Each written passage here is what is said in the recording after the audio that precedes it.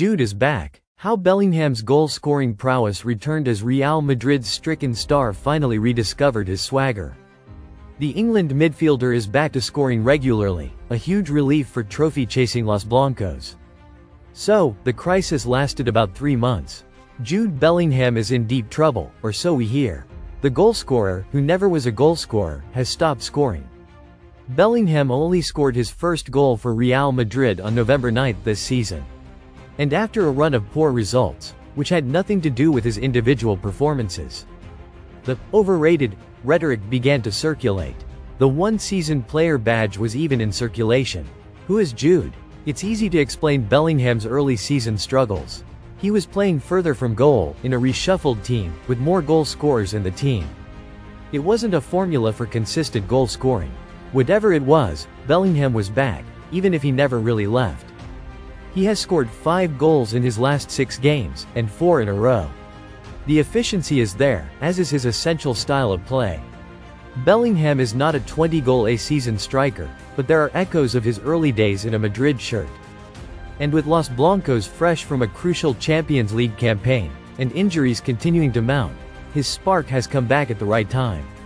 There are many types of Bellinghams. The ones who can score a lot of goals are here, and Madrid will be better for it.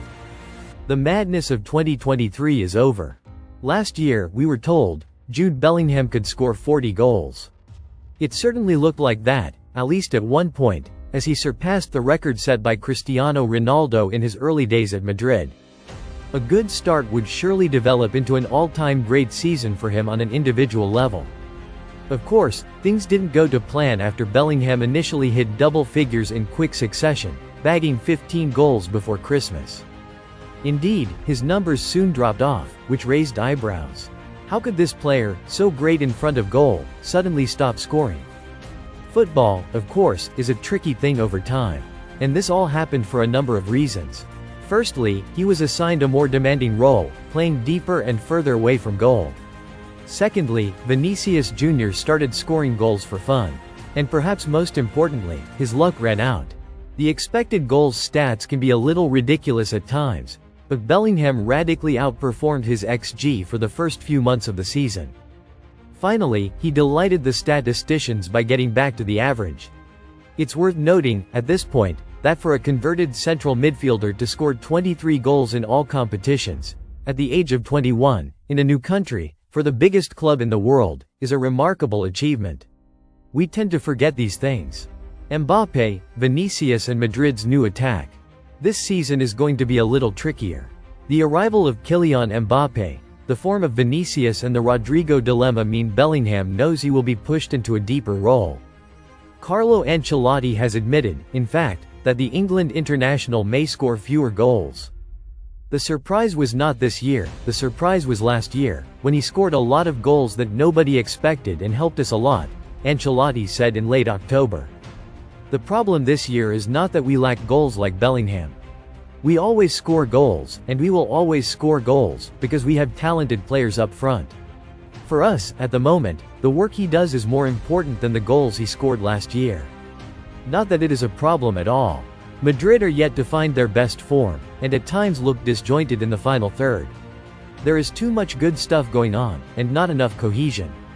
The system doesn't work well, and they are vulnerable in defensive transitions, although they have certainly improved in recent weeks. Bellingham, however, has been forced to play deeper, away from goal, asked to create chances rather than score them. It is something he has done admirably. Bellingham has bagged 6 assists for Madrid in all competitions, his understanding with Vinicius almost telepathic. And there is more. Somehow it has been overlooked by the wider footballing consciousness that we are talking about a central midfielder here, a player who has more in common with Steven Gerrard than Cristiano Ronaldo. Yes, the goals are good, but Bellingham is a player who is built so well in almost every respect, backed by an admirable work ethic. And central midfielder Jude is actually quite good at football. As a result, the goals will dry up. Droughts are always inevitable. Unlucky and oversighted. Luck plays a part here too. Early in the 2023-24 season, it felt like every bounce of the ball was going to Bellingham's way. He'd make his trademark late run into the box, and the bouncing ball would fall to his feet. He'd take a few chances, and enjoy a lucky break or two. It's also worth noting that he managed to slot home from 30 yards to win El Clasico. Two things can happen at the same time. Earlier this season, those bounces weren't happening to him. He was still doing all the right things, albeit in a smaller sample size. 5 of his first 11 shots were still on target, and he hit the woodwork on a couple of occasions. But all the little elements that led to his good start to his debut season were not so evident this time around. Madrid have also had a poor start to the season. Mbappé can't manage his time, and everyone has forgotten how to defend. Only moments of individual quality kept them in the title race early in the season. Bellingham, of course, was not without his share of mistakes. But everything went wrong. He was just part of a restless system. Go back to the Euros and the defeat to Spain in the final, plus the media and fan scrutiny that haunted the Three Lions at every turn, and it clearly affected Bellingham. Having been billed as the savior of the country and the man who would finally rise and end their long and agonizing wait for a trophy. The Madrid midfielder even claimed he was made the scapegoat when it all went wrong. Jude benefits from injury crisis.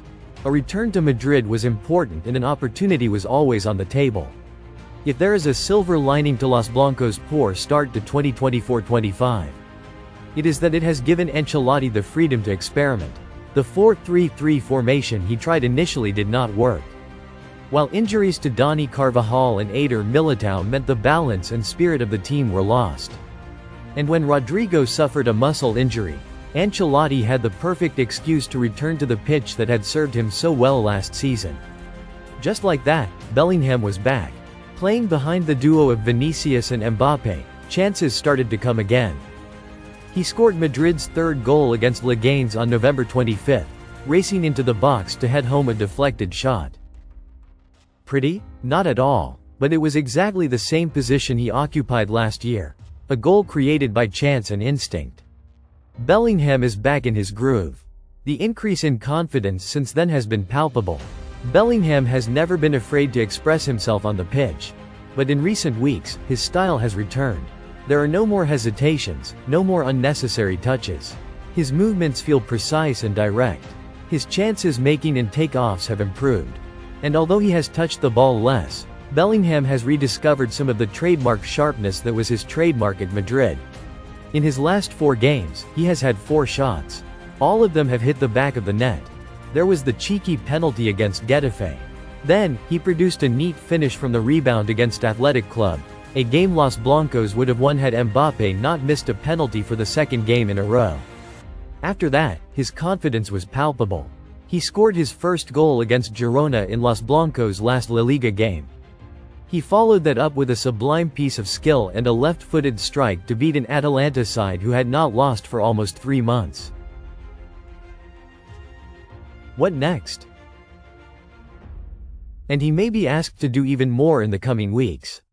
Madrid currently have injury problems across the pitch, with Mbappé now expected to be out for some time after picking up a muscle problem against Atalanta.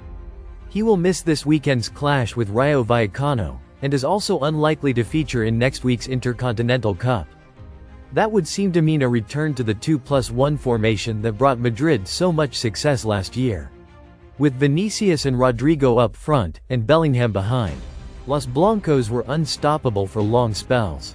Mbappé's absence means they can now revert to that system, and it could open up an early version of Bellingham, who rivals Ronaldo, and breaking records. More broadly, though, anything he can offer will help. Madrid have goal scorers all over the pitch. Bellingham doesn't need to score 20+ goals a season. But if he can stay motivated, and perform when needed, then Ancelotti's side will be better for it. Thanks for watching.